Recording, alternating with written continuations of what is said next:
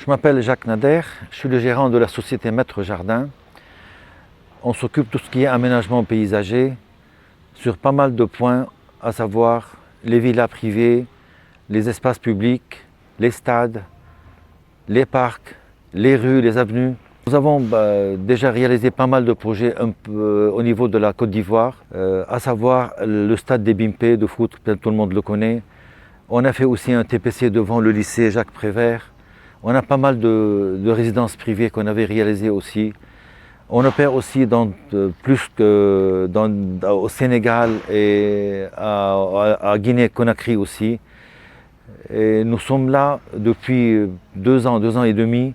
Si on veut parler un peu sur le marché ivoirien, au niveau des défis, même si on travaille dans l'art, dans la création, il y a toujours aussi le côté financier qui nous met un obstacle entre le client et nous-mêmes. Généralement, nous ne sommes pas des vendeurs de plantes seulement, nous sommes des gens qui font des jardins. On commence à poser nos questions pour faire une petite statistique. Qu'est-ce qu'il va faire ce monsieur avant d'arriver à la proforma et à la vente? Il y a des défis aussi sur le marché ici. C'est le climat ici tropical. Il nous guide à aller vers des variétés. Elle est pas mal diverses, mais n'empêche qu'on a envie de faire autre chose, mais on ne peut pas parce que c'est le climat qui nous oblige.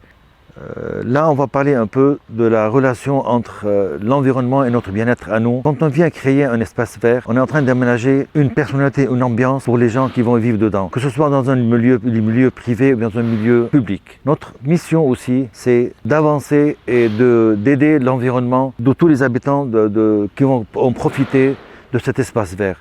C'est-à-dire à savoir comment adapter, comment choisir nos arbres et nos plantes et comment les assembler pour avoir le côté technique, parce qu'il y a aussi un côté technique, il faut savoir aussi s'y connaître en botanique pour savoir quoi planter, et le côté esthétique. On est là pour créer de l'art, mais de l'art utile. Toujours une liaison entre le bien-être de la personne qui va vivre dedans et notre création. Déjà, on sait tous que créer un arbre, ça veut dire donner plus d'oxygène et diminuer la température. Si on prend 2 exemples, une rue qui est sans arbre, il y a au moins de 5 à 7 degrés de différence entre celle qui est plantée et celle qui n'est pas plantée. En plus, progression du béton en ville, chose qui est partout, je ne parle pas seulement en Côte d'Ivoire, c'est partout au monde. Il n'y a que créer un espace vert qui va un peu absorber l'eau, parce que tant qu'il y a du béton, tant qu'on va être appelé à avoir pas mal d'inondations en ville. C'est pour cela le climat que les parcs et la verdure le créent, ça nous ramène une bonne santé à nous-mêmes et une bonne ambiance, et l'impact aussi très important de nos jours maintenant. En créant un parc, c'est en train